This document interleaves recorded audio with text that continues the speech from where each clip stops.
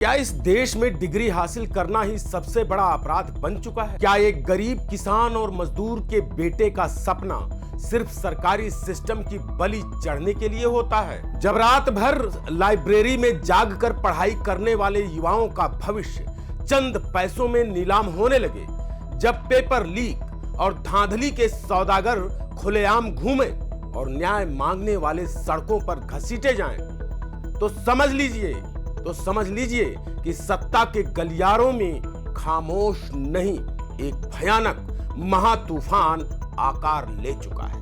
कहानी में असली आग तब लगी है जब बिहार की तेज तर्रार बीजेपी विधायक मैथिली ठाकुर के एक खुले ऐलान ने पड़ोसी राज्य की पूरी सरकार की नींव हिला दी है। क्या सत्ता के नशे में चूर हुक्मरानों का अहंकार अब टूटने वाला है? क्या झारखंड का जयपाल सिंह स्टेडियम किसी बड़े राजनीतिक तख्तापलट का गवाह बनने जा रहा है?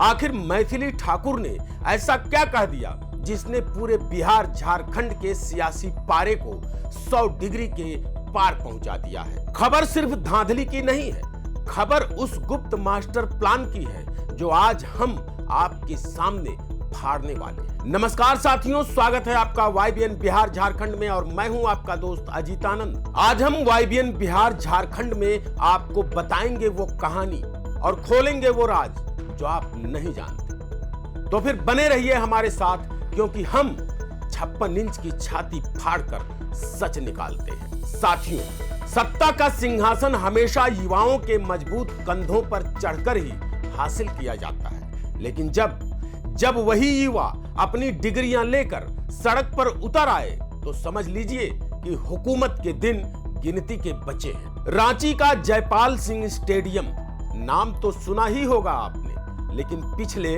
13 से 14 दिनों से यह सिर्फ एक मैदान नहीं रह गया है।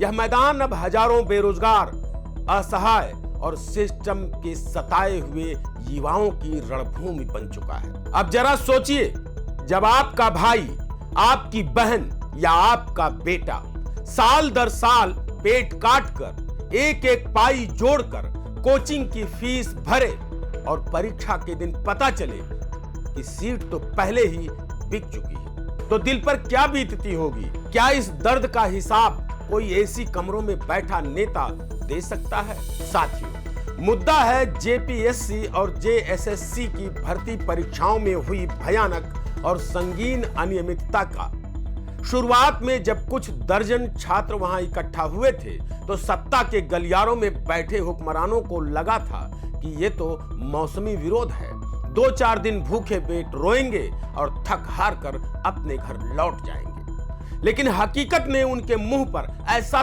तमाचा जड़ा है कि उनकी नींद उड़ चुकी है। आज यह विरोध हजारों के जनसैलाब में बदल चुका है। पिछले 48 घंटों में तो जयपाल सिंह स्टेडियम में भीड़ दोगुनी हो चुकी है। और इनकी मांग क्या है जानते हैं?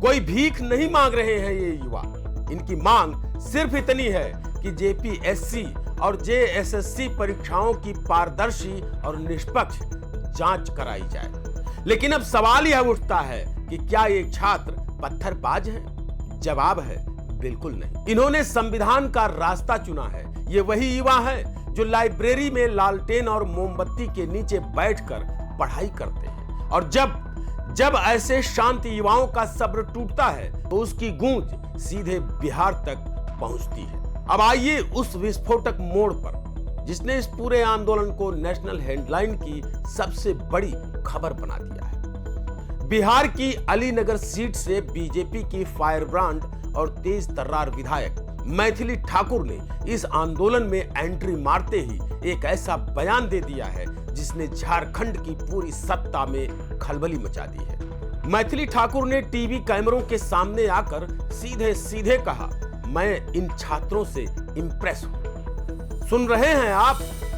एक सत्ताधारी दल की विधायक का यह कहना कि मैं आंदोलनकारी छात्रों से इंप्रेस हूं। साथियों, यह कोई मामूली बयान नहीं है, यह झारखंड की सरकार के गाल पर करारा तमाचा है। बिहार विधानसभा के विधायक मैथिली ठाकुर ने बिना लाग लपेट के स्पष्ट शब्दों में कहा है कि झारखंड सरकार को अपना झूठा अहंकार छोड़ना होगा और इन छात्रों से तुरंत टेबल पर बैठकर बातचीत करनी होगी। उन्होंने सोशल मीडिया पर जो वीडियो, भाषण और पोस्ट सामने आ रहे हैं, उससे पता चलता है कि इन छात्रों का व्यवहार बेहद सराहनीय है। ये लोग बहुत ही शांतिपूर्ण तरीके से अपनी बात रख रहे हैं। मैं इनके इस तरीके से बेहद इंप्रेस हुई हूं। मैथिली ठाकुर यही नहीं रुकी, उन्होंने देश के लोकतंत्र और सिस्टम की धज्जियां उड़ाते हुए कहा, आज डेमोक्रेसी के समय में हम सभी को बोलने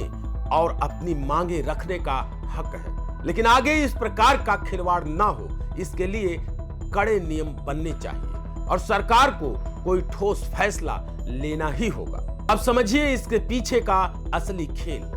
मैथिली ठाकुर का यह बयान सिर्फ एक सहानुभूति नहीं है, यह इशारा है कि युवाओं का यह गुस्सा अब किसी एक राज्य की सीमा में सिमटने वाला नहीं है। यह छात्र कोई नेता नहीं है, यह किसान के बेटे हैं, यह मजदूर की बेटियां हैं जिन्होंने अपना पेट काट कर फार्म भरे हैं। और अगर आज जेपीएससी, जेएसएससी के इस फर्जीवाड़े पर कड़ा कानून नहीं बना तो याद रखिएगा, कल फिर कोई परीक्षा होगी, फिर पेपर बिकेंगे, फिर कोई भ्रष्ट अधिकारी अपनी जेब भरेगा और फिर किसी बेबस बाप का बेटा स्टेडियम में आंसू बहाएगा।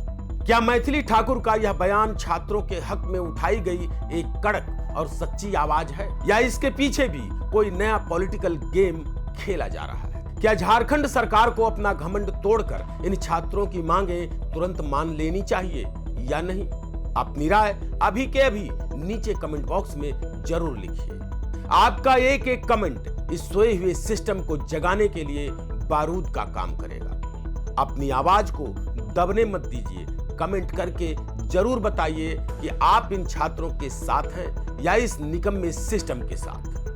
अगर आपके सीने में भी अन्याय के खिलाफ आग सुलगती है तो इस वीडियो को इतना शेयर कीजिए कि यह आवाज रांची से लेकर दिल्ली के हुक्मरानों के कानों तक गूंज उठे। चैनल को तुरंत सब्सक्राइब करें, क्योंकि सच को बेबाकी से छाती फाड़कर दिखाने वाला चैनल सिर्फ और सिर्फ YBN बिहार झारखंड है। नमस्कार।